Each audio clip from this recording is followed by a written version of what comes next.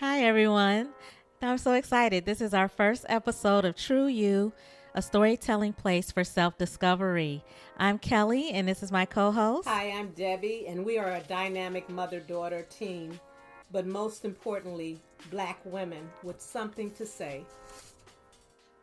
Yes, yes. And our first guest is Zaundra. And Zaundra, it's like a mother daughter team because me and Zaundra, we go way back to since Way, second way back. grade. We grew up together.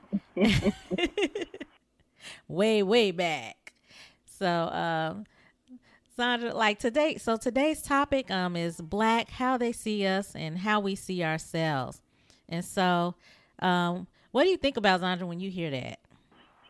Well, I think they see us as angry, loud, rude, ignorant baby mamas, ghetto. The list goes on and on and on.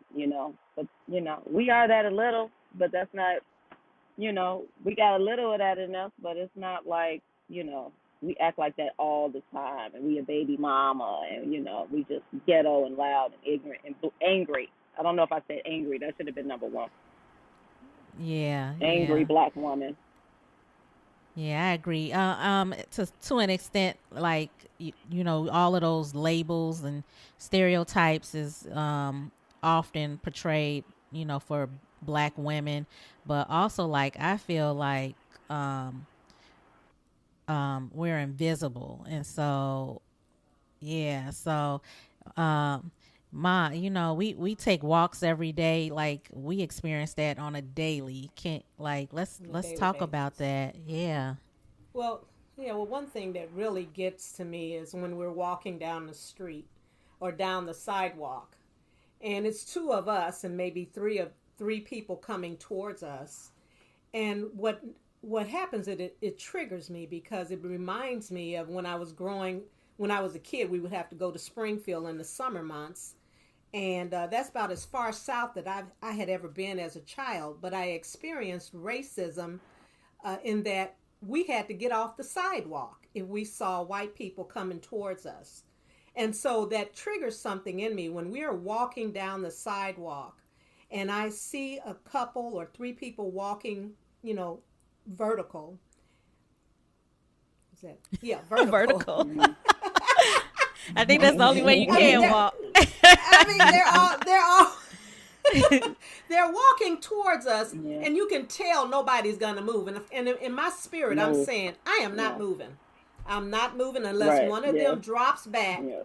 I'm not moving. Mhm. And so Yes. that's a trigger for me. That's something that I don't deal with it a lot, but it seems like when there are people, when it's more than if it's three or more of them, and they expect us to move.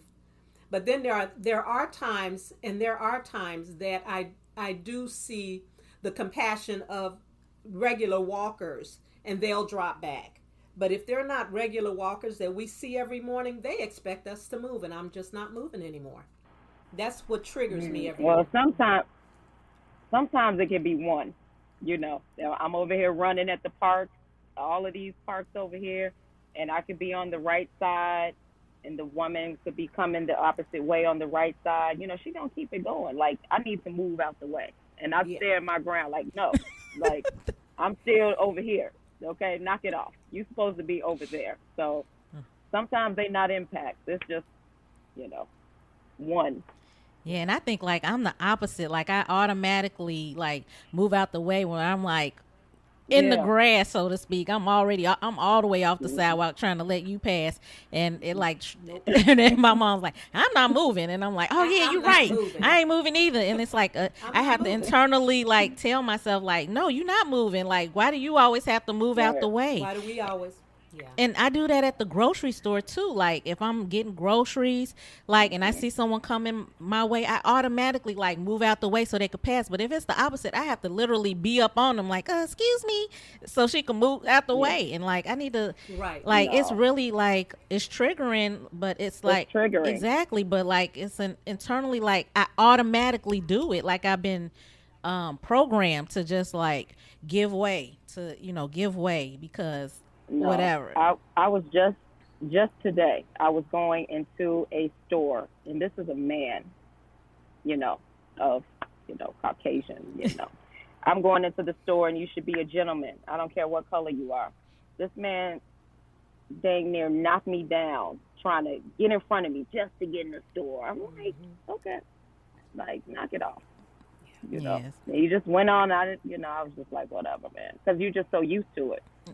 which is sad. Right. It's like You're so used. you don't see me You're here. so I used guess to it. I'm invisible, and Right. they just Yeah. go about their day. And so like Yeah. that kind of, yeah. Go ahead. But that's It's more that. upsetting for me when it's men. It's like you're supposed to be a gentleman. I deal with this all the time. They always try to get in the store first, grab the cart first. You know, they just, So it's it's disappointing overall. But when I see grown men cutting in front of me, it's like you're supposed to be a gentleman. Mm-hmm. So but they like, it's I my world. I think though for me it triggers more because when it's a woman, because I feel as though women, um, we all got the right to vote at the same time. Well, no, we didn't. It was first the men, the black men, and then the women, and then they tried to bring us along, and so we're always the last ones to be thought of. Black women. I feel as though black women have been disregarded for too long. And I just refuse to be disregarded because of the color of my skin. I feel as though I have something to say.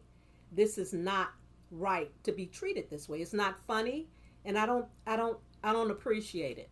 And maybe it's because I'm an older Yeah. woman and I don't see it as funny. I don't care if you're black, white, blue, or purple. How about being Mhm. respectful of women, period? Yeah. Yeah. Yeah.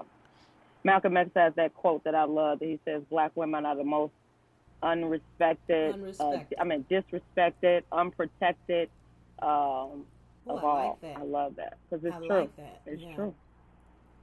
We were last to get anything. The quote. Yeah. Yeah. Yeah, yeah, I agree. And so, I'm just gonna move us into like our next topic, and we're talking about entitlement, black, how they see us, how we see ourselves, and so, the entitlement part. Now I'm gonna move into the Karens. We talked about the men. Let's talk about the Karens. They're no stranger lately to the media, the Karen. news. Just recently, we heard about the Victoria's Secret Karen, and that one. I mean, I know you've seen the video. It's pretty ridiculous. There's a It black was woman. sad. It was She, It sad. was she's sad. in Victoria's Secret, and I'm, she has this confrontation with this white woman. She pulls out her camera because, like, now, we have to pull out a camera to protect ourselves, and she said that many times. Like, I got this camera out to protect myself from what you might say or what you might do, and Right. so these Karens is that entitlement and white privilege, and most of all the weaponization that they use of being threatened, quotes Yeah. threatened, and so I just want to. What did you guys feel when you saw that video? I was disgusted. Like like it wasn't funny. I was so annoyed when I saw that. I couldn't even.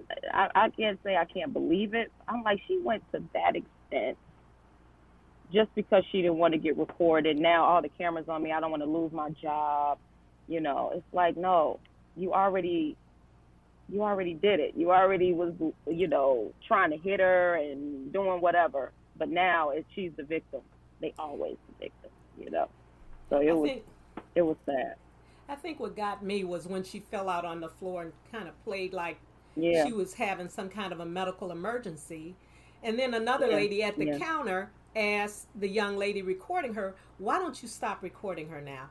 Why is it that Yeah. we are Yeah. always the Yeah. one that we have to back away? We always have to say, okay, fine, I won't do this." But yet, this woman has just showed out in Victoria's Secret. Then she chased her around the store. And so, why do we always have to be the ones to take a step back? We always have to take the high road, and that's what bothers me. And And I have learned, though, as a Christian, that, these are things that we have been conditioned to do, is take a step back. And it's not right. And I just feel as though women who play that card need to really take a look at themselves and realize that it's not about them. And that's what these Karens think it is all about them, and it's not. Yeah.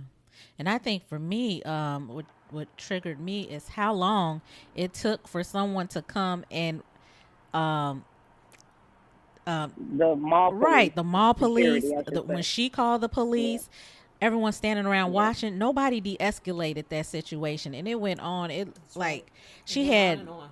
on and hmm on a video, so it went longer than that because it had to be yeah, a point where she felt like she needed to video, right? So like yeah, for that to right. go on that long in a public space, a store at Uh-huh. that, employees, everybody just standing there watching, going about their business, hmm like nothing to de-escalate this situation, nothing to help this black woman who's being literally chased around the store by this white lady. So Yep. Right. like that triggered me as well. But and again that I'm calling the police. I'm afraid. I'm scared. I'm having anxiety. Whatever she was having. But Yeah, I mean, all of that is just a continuous, a different, same story, different day, so to speak. Like this has been right. a Yep. history of this, of white women, Mhm.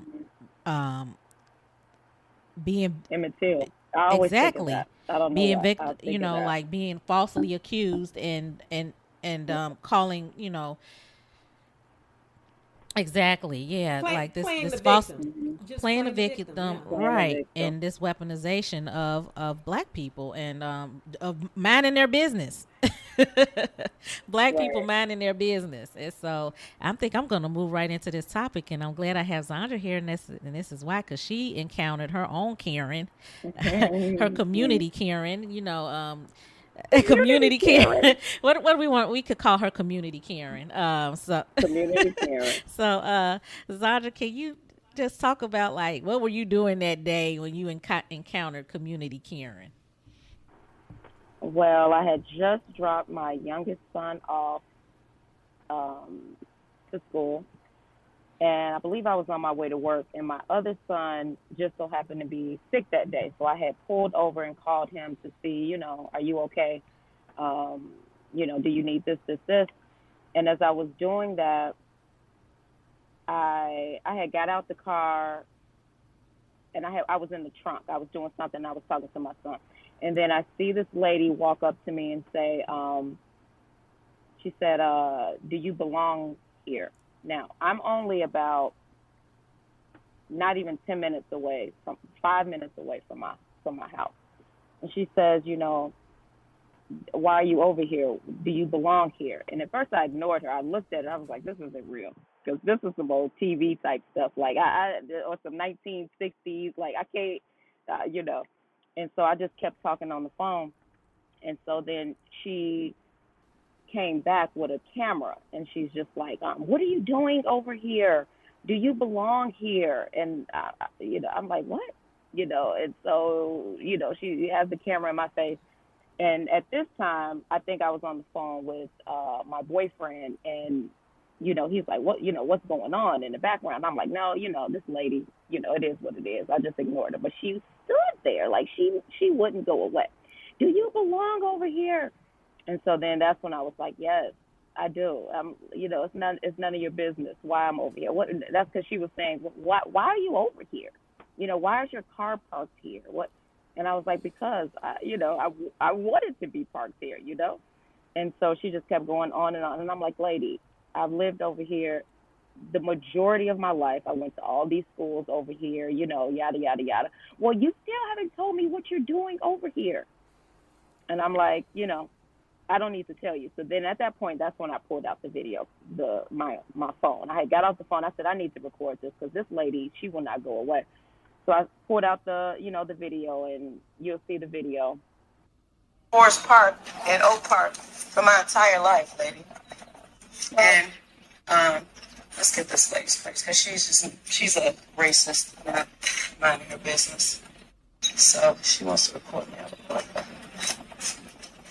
Oh, she's like, oh, She just come touched near me. My car. There we. Oh, you got that? I got that. She just touched me. Okay, there we go.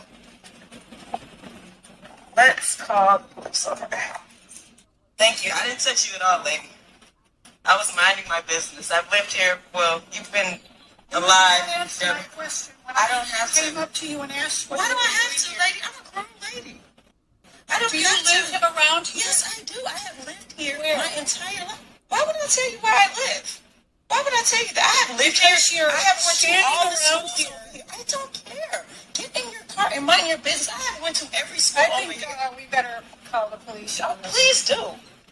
And I will show them how you touched me. That is assault. I would never touch you. You were approaching and trying to get in my car. You approached my car, and I did not touch you. I got on the phone, and I kept talking. I ignored you. You touched me.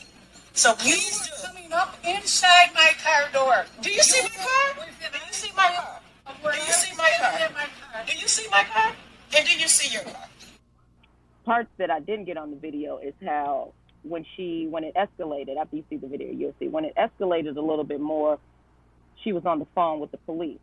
And so I was behind her because I wanted to hear what she was saying. And I heard her say, I can hear the lady, I can kind of hear the lady. And she's like, well, what color is she? I don't know. I don't know what nationality that she asked. What nationality is she? I don't know what she is. And I'm in the background, and I'm like, I'm African American. I'm saying, like, oh, my God, she's following me. At this point, now she went into she's following me, And so she's like, I don't know, but she has, I'm sorry, this is what she said. She says, I don't know, but she has some dirty-looking dreads in her hair that look real nasty. And I was like, oh, okay. And then, I'm trying to hear what the lady says. She's like, she's following me. I'm scared. She was doing the most. In the middle of the street, in the suburbs, she's just me and her on the block, And so I was like, I said, at this point now, I can't leave because she has my plate. And if I leave, I know that the police are probably going to be, trying to track me down, like I'm the lady that, and selling drugs to the kids or something, whatever. And so I stayed there. I'm like, I got to stay here. So then one cop showed up. Then right after that, two cops. So we needed two cops. They get out fast. And so they go right to her, of course. They go right to her. Well, she did call, but it was a woman. So I don't know why would they go to the white woman instead of the black woman, So I don't know unless she said she was a white woman. I didn't hear that part. So they go right to her. Then the one cop was looking at me. And he's just like, he's real dismissive. The other cop actually was listening. And so by that time, when you'll see in the video, she did assault me. And I was like, that was it. And even after she did that, I was just like, I'm trying to get to work. I don't even feel like filing a police report. I don't feel like doing none of this. But once she hit me and she called the police, I was like, you know what? I'm in it for the long ride now because she's just doing too much. And I grew up over here, and she had no right asking me, why I'm over here. So the police come, and she's saying her stuff over there, and I'm talking to him. I'm like, yeah, I'm just minding my business. I'm out here, and the lady hit me. She hit you? Yeah, she hit me. And I was like, I have video, and I said, I want her to go to jail because at this point I'm annoyed. I'm like, I want her to go to jail. Oh, you have video? He goes to the other guy. They look at me. Then they come back, and then they're like, you have video? Yeah, here's the video. And then they look at each other and talk, amongst themselves. And they're like, do you really want to press charge? Yeah, I do. I want to press charges now. And then they just, walked away. Then they walked over to her, and then they, whisked her away to jail. So they put her in handcuffs and took her away?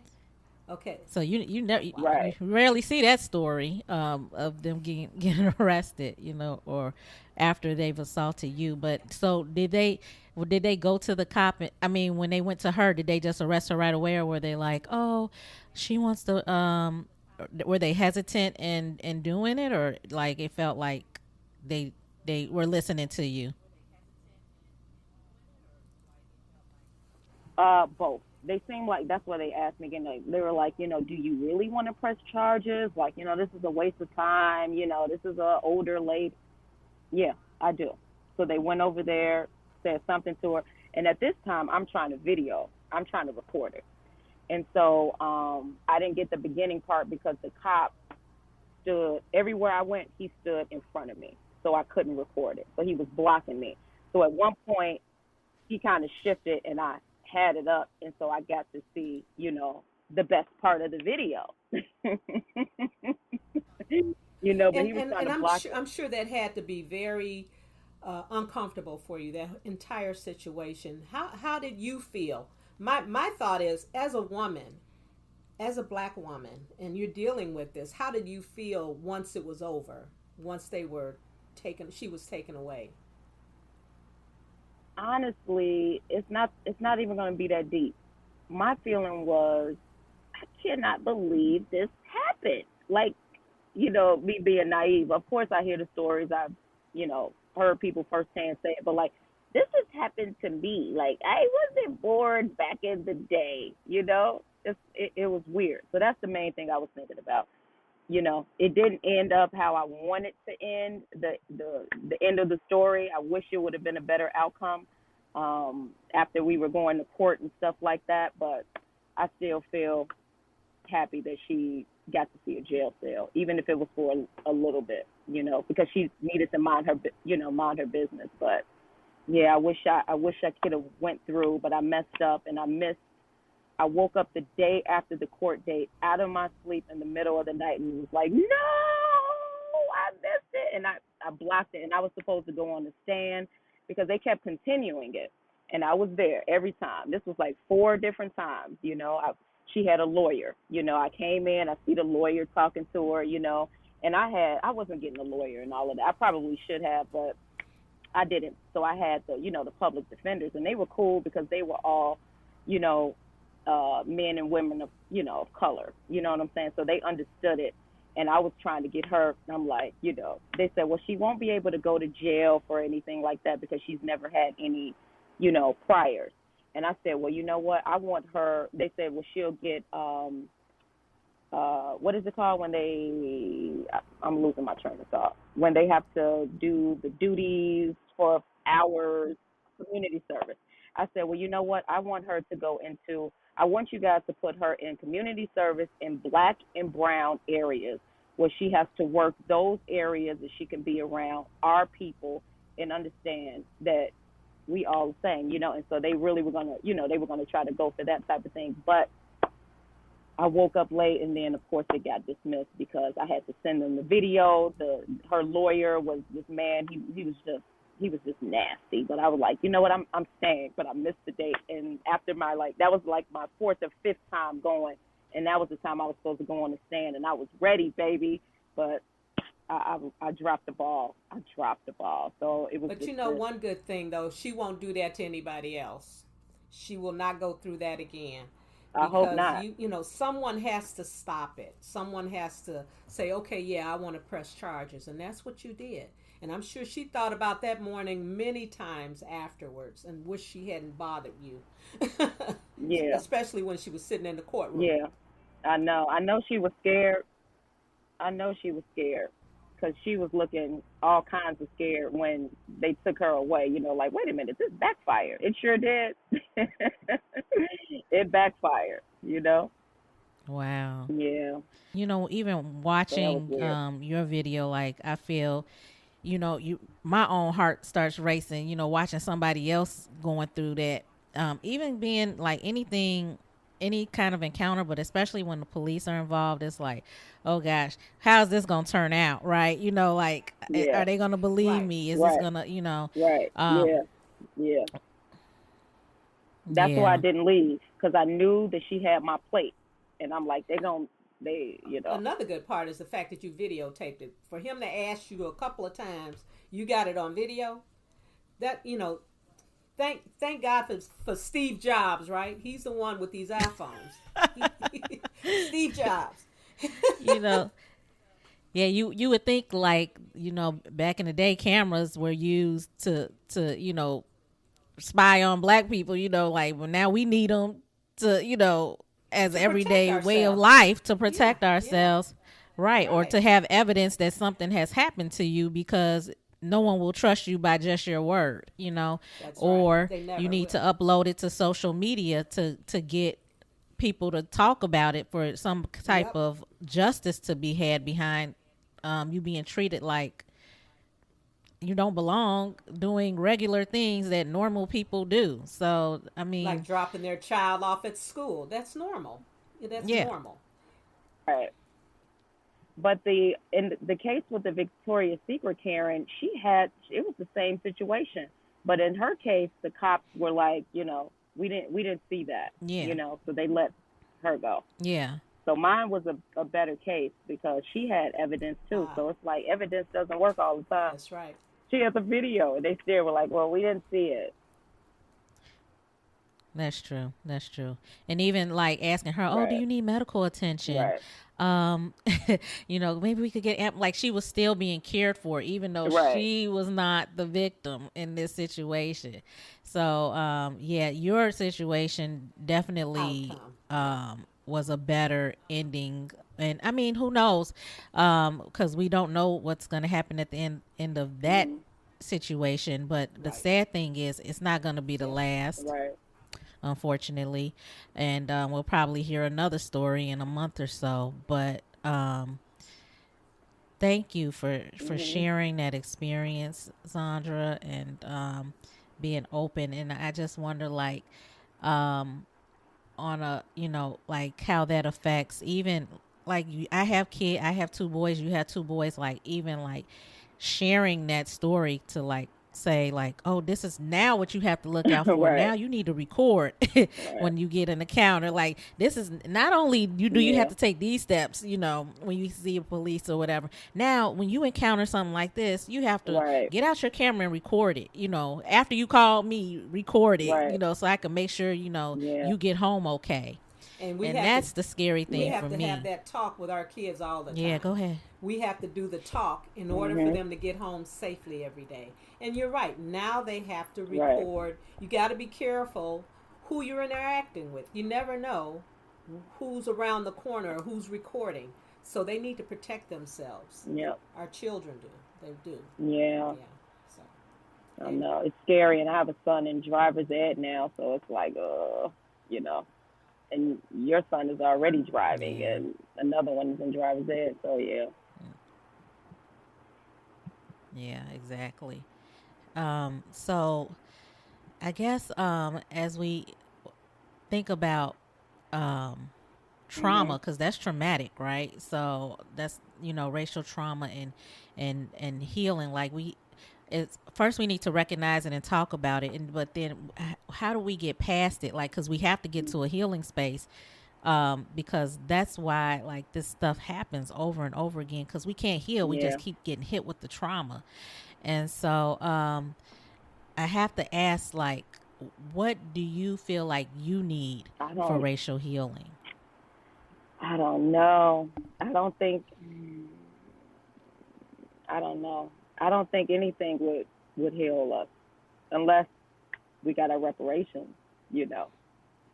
The Indians got theirs, Jews got theirs with the Holocaust. Well, that was Germany and stuff like that. But that'll help because we had businesses. They didn't want us having successful businesses back in the day, and maybe we can even out as far as a lot of black entrepreneurs and stuff like that, like it was back in the day. With the what was that, like in Oklahoma, the black Black wall. Wall Street, What is it? The Black black Wall, Black Wall Black Street. Wall Yeah. Street, or even, yeah, like Bronzeville area back in the day, a bunch of black businesses.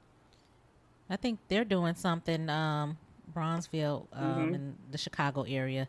They're, they started a reparation, but I think even within that, like, for me personally, I think one thing I feel like we need to be Yeah. heard, and like, I Yep. mean, we're constantly ignored, or like really feel like Mhm. we're being heard. I think a lot of times it's for the media, or like it just doesn't feel like it's Mhm. genuine a lot of times. Like, oh, you always hear like, oh, that Right. happened years Yeah. ago, why are you still That, mad, yeah. that kind of thing. And I think like we need to be heard, and not just is it patronized or Patronize. Mhm. Patronize. pacified, Patronize. yeah. Right. Mm-hmm. And so like truly being heard is like one thing I feel But that I would need. do you think once we're heard, you think that you would actually be healed? Because, like you said, we're holding on to all the old stuff. It's like, will we Hmm. ever really be healed? Because too much damage has been done. I think for me, and again, I've been around a long time and I've been through a lot of damage. And unless we're Hmm. able to be heard, and you can't just say it once. You got to keep saying it. You have to keep saying it, and after a while, you get tired. There were times when we were doing Sankofa journeys, when we would pair up with a white person and go to the South, and they would cry on our shoulders, apologizing for what happened to us. But when we get off the bus to get home, they go back to living their lives the way it was. And so it's one thing to be heard, it's one thing to go through that, walk in that person's shoes and see what they've been through. It's another to truly be in relationship. And I'm not saying that we're going to all be in relationship with every white person that we have a disagreement with. That's not going to happen. There are some black folks I don't want to be in a relationship with. But my goal is to move past the fact that, all I am is a black woman, and okay, you can just disregard whatever she's been through. That's not true. We hurt just like they hurt. And so I Right. believe racial healing happens when relationships are built. As you build relationships, that's where the healing comes. Then you realize not everybody is like that. In the beginning, uh, Zaundra was talking about, how do they see us? That's exactly how they see us. They Hmm. expect us to be that Hmm. person, but we are not all like Yeah. that. We're not like Yeah. that. And so Yeah. I believe racial healing comes when we are in relationship with one another, and we may not get there in our lifetime. I know probably not in my lifetime, but hopefully in Yeah. in our Yeah. grandchildren's lifetime. It's going to take a while. Yeah. Going back to what you said just real quick about how they see us, I had a lady tell me, she's like, oh, Sandra, you're not like the regular black person, the black girl. I'm like, Oh, what does that mean? Just, you know what I mean. No, I don't. What do you mean? It's like, you're not like them. You're like normal. And I'm like, oh, I said, don't ever say that again. What? What? I'm like, don't ever say that again.